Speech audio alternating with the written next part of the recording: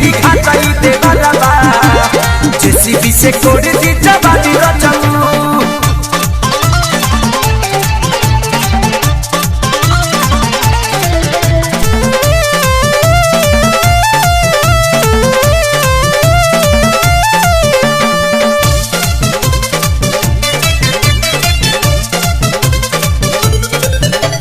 सनी लीवन के फिगर देखी ना पता मोर चौहदी हो परती बुझेला धरती तो हर खोल के गढ़ा कदी हो।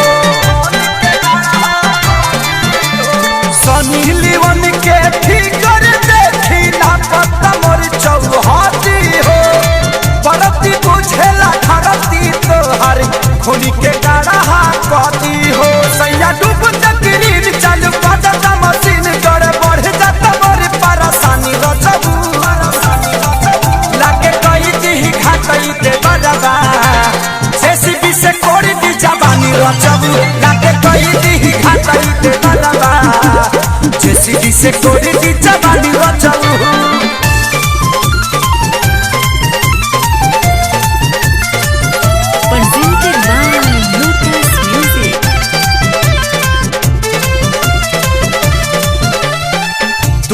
रहबा बहरा पवन लगले खेला खेली हो हाथी खानी सूढ़ भिड़ा के कहियो अंदर ले ली हो।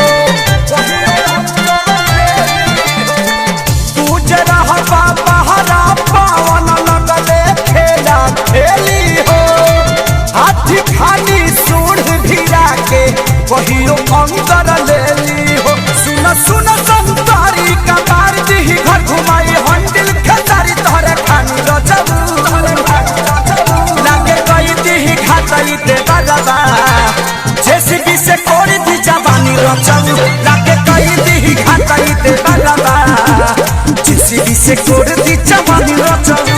लागतावे बड़ी डाल होइला फड़ा के घरी एगो बात रलुआ से कहतानी रचबू लागे कई दी घाटाई दे बलबा जेसीबी से कोड़ दी जवानी रचबू लागे कई दी घाटाई दे बलबा जेसीबी से कोड़